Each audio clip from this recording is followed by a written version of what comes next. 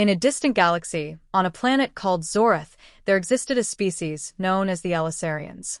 They were tall, slender creatures with shimmering blue skin and large, expressive eyes that changed color with their emotions.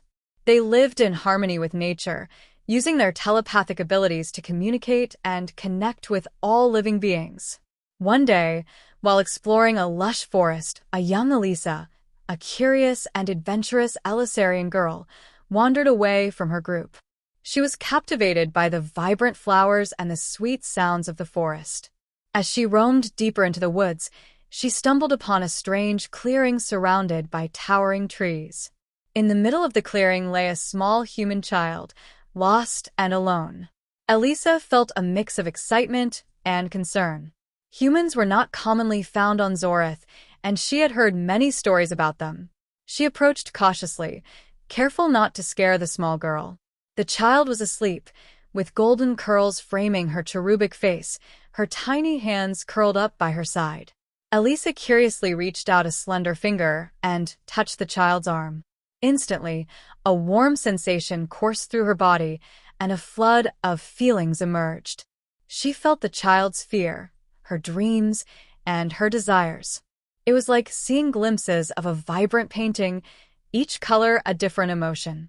Suddenly, the girl woke up and opened her eyes. She blinked at Elisa in surprise. "Who are you?" she asked, her voice soft. "I am Elisa, a friend," Elisa replied, her voice gentle and soothing. "What is your name?" "Lucy," the girl whispered. The two quickly formed a bond. Elisa showed Lucy the wonders of the forest, the glittering streams, and the fascinating creatures. Lucy was amazed by the beauty of Zorath. Meanwhile, Elisa was inspired by Lucy's bright spirit. They laughed and played, immersed in their own little world. As the sun began to set, casting an orange glow across the forest, Elisa realized that she had to return Lucy to her home. They made their way to the edge of the forest when suddenly a group of shadowy figures appeared. It was a band of Deathworlders, fierce and intimidating warriors known for their strength and unyielding demeanor. The leader, a tall, muscular figure named Grath, stepped forward. His voice rumbled like thunder. "What do you think you're doing, girl?" Elisa stood frozen with fear. She knew the Deathworlders were known for their aggression and had a reputation for being ruthless. I found her," Elisa stammered, gesturing to Lucy, who was clutching Elisa's arm. Grath narrowed his eyes, looking at Lucy then back at Elisa.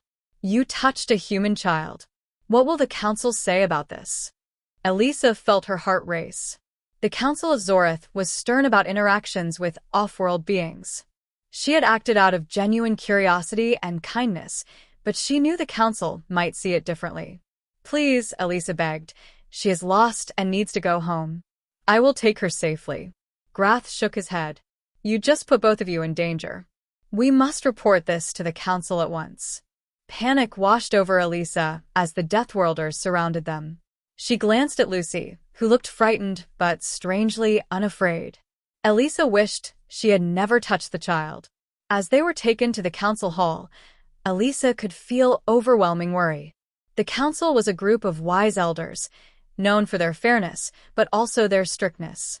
As they entered the grand hall, Elisa saw the council seated on their high chairs, their features illuminated by the glow of luminous crystals. The leader of the council, a tall elder named Orin, looked down at Elisa and the Deathworlders. "What brings you here?" he asked.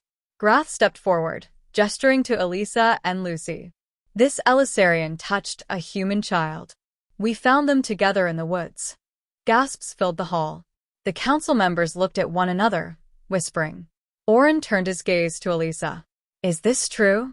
Elisa took a deep breath. "Yes, but I meant no harm. Lucy was lost, and I wanted to help her."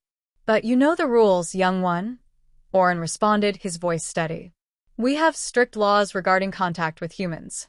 They can bring many dangers." "I understand," Elisa replied, her voice shaking. "But Lucy is just a child. She deserves kindness and safety." The council members listened intently. Orin raised his hand for silence. "What is your name, child?" he asked Lucy. "Lucy, sir," The small girl answered bravely, her voice ringing with innocence. Lucy, Orin repeated. Do you wish to return home? Yes, please. I want to go home to my mom, Lucy said, her eyes wide with hope. The council members exchanged glances. Elisa felt a flicker of hope as they considered the situation. We will allow this interaction to pass, Orin finally declared. But Elisa must learn the rules about engaging with other beings closely. Elisa nodded, relief flooding over her. Thank you, Council. And, Orin continued, the Deathworlders will escort Lucy back to her home. Grath grunted in agreement, and the tension eased. We will make sure she is safe, he said, his tone softening a bit. With that, Elisa turned to Lucy. I'll always remember you, she said, giving her a warm smile. Lucy beamed back. You are the best friend I've ever met. As the Deathworlders and Lucy walked away, Elisa felt a bittersweet pang. She had learned a valuable lesson about curiosity and caution. The bonds they made may have been fleeting, but the memories would shine brightly in her heart forever, reminding her that sometimes, even in the most unexpected moments, kindness could bridge the vastness of the universe.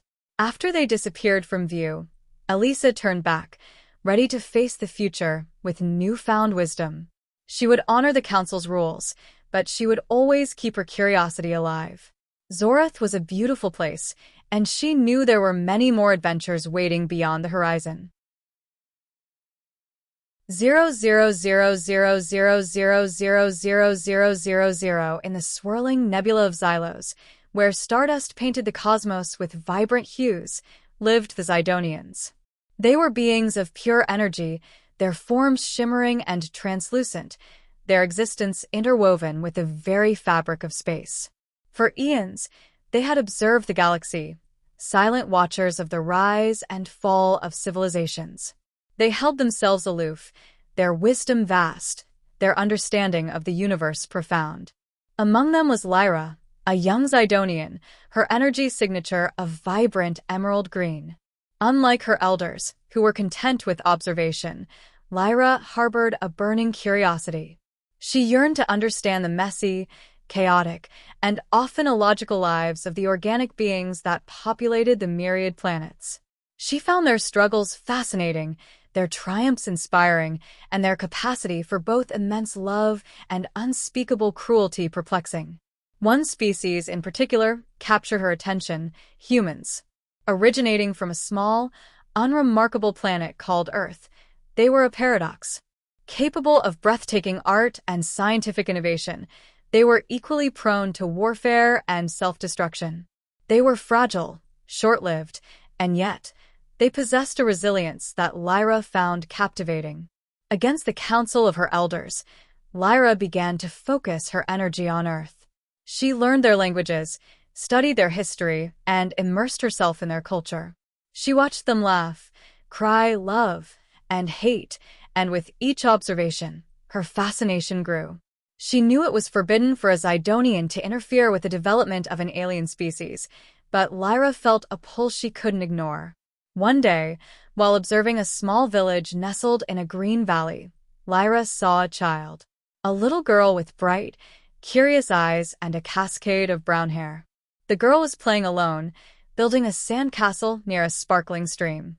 Lyra felt an overwhelming urge to connect with her, to understand the essence of human childhood.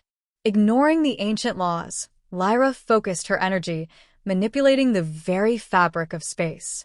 She materialized a small, harmless wisp of light, a tangible piece of her own energy signature, and gently guided it towards the child. The wisp danced and twirled around the girl, who giggled and reached out to touch it. As the girl's fingers brushed against the light, a jolt of energy surged through Lyra. It was a connection, a fleeting moment of shared experience. She felt the girl's joy, her innocence, her unbridled curiosity. It was a sensation unlike anything Lyra had ever experienced, a profound and overwhelming connection to a being of flesh and blood. But the connection was brief. As quickly as it had come, it vanished. Lyra retracted her energy wisp, feeling a sense of both exhilaration and trepidation. She had broken the sacred laws, interfered with the natural development of a species. She knew the consequences could be severe.